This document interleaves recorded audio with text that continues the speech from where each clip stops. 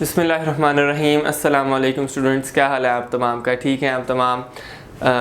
आप जो है वो लेक्चर्स को अच्छे से सुन रहे हैं, ग्रिप कर रहे हैं उस पर। आपने मुझे ये बताना है कैसे जा रहा है आपका जो है वो इंग्लिश का जो 7th क्लास का सिलेबस इस बुक का, आपने ज़रूर मुझे बताना है और अपने फ्रेंड्स को भी बताना है लेक्चर्स के बारे में, ताकि वो भी सीखें, समझें और अच्छे से पेपर की जो है वो तैयारी करें। सो लास्ट लेक्चर में हमने क्या किया था, अपने लेसन नंबर 7 जो कि हमने स्टार्ट किया था उसकी एक्सरसाइज के 2 क्वेश्चंस कवर किए थे। आज हम क्या करने जा रहे हैं, फर्दर 2 क्वेश्चंस को कवर करेंगे इस लेक्चर में। तो चलें उनको स्टार्ट करते हैं। हमारे पास अब सी पार्ट आ रहा है वोकैबुलरी सेक्शन में, जो कोई क्वेश्चन है, consult a thesaurus and find out the antonyms of the following words. क्या हमने करना है, वर्ड एंड उनके एंटोनिम्स लिखने हैं। क्या करना है, हमारे पास वर्ड्स गिवन है, हमने उनके एंटोनिम्स लिखने हैं।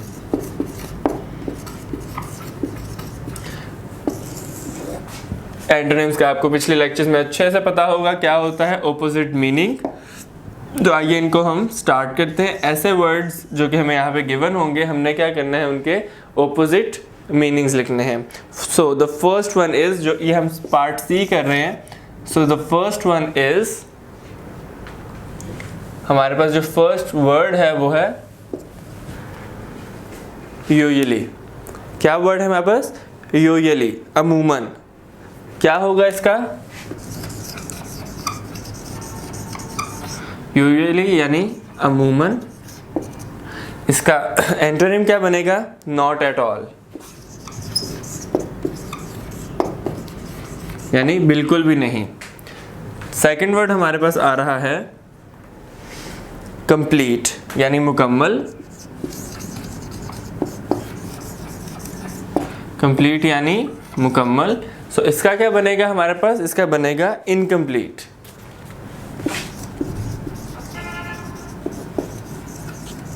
नामुकम्मल। थर्ड हमारे पास आ रहा है रेगुलरली।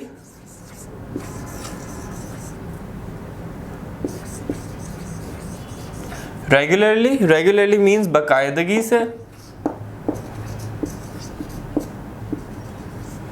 इसका हमारे पास क्या आएगा, समटाइम्स। एंटोनिम इसका जो उल्ट बनेगा वो क्या बनेगा, समटाइम्स। ठीक है, यानी अगर रेगुलर है कोई चीज तो उसका उल्ट क्या होगा, वो अक्सर होगी या समटाइम्स होगी। Fourth one which is the last one, few, यानी कुछ। इसका क्या बनेगा, मैनी। बहुत आसान है ये, यानी फ्यू अगर कुछ है तो इसका एंटोनिम क्या होगा, मैनी, यानी बहुत। सो ये हमारा क्वेश्चन नंबर, आज का जो हमारा क्वेश्चन नंबर फर्स्ट था, जो कि पार्ट नंबर सी था वोकैबुलरी का, वो कंप्लीट हो गया है। वर्ड्स मैंने यहाँ पर लिखे, जिनके क्या लिखे हैं इस तरफ, एंटोनिम्स लिखे हैं, इनके ऑपोजिट वर्ड्स लिखे हुए हैं। सो अब मूव करते हैं अपने नेक्स्ट क्वेश्चन की तरफ। आपने इनको नोट डाउन कर लेना है। हम अपने नेक्स्ट पार्ट की तरफ मूव करने जा रहे हैं वोकैबुलरी के, जिसमें हमें एक टेबल गिवन है और उसके अंदर हमें कुछ वर्ड्स गिवन है। अब देखते हैं कि उन वर्ड्स के हमने आगे क्या सॉल्यूशंस देने हैं। So the question is, find out the words from the lesson which have similar meaning as in column A. Write them in column B. column A में जो हमारे पास words given है, हमने क्या करना है, हमने उनके same meanings देखने हैं। So मैं यहाँ पर column B को solve करने जा रहा हूँ, जिसके अंदर हमने क्या करना है, हमने लिखना है उन words के meanings। ठीक है, कॉलम बी के अंदर हम क्या लिखेंगे, उन वर्ड्स के मीनिंग। कॉलम ए हमारी बुक में मौजूद है। सो फर्स्ट वन इज, ये डी पार्ट है हमारा।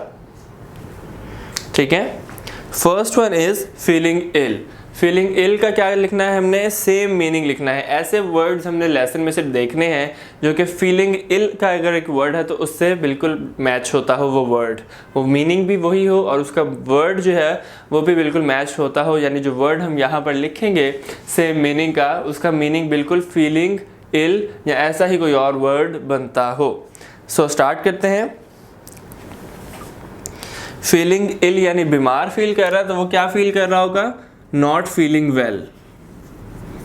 First one is not feeling well, ठीक है। Second one is, first one is not feeling well, second one is, second word हमारे पास थॉरोली, जिसका होगा इन डिटेल,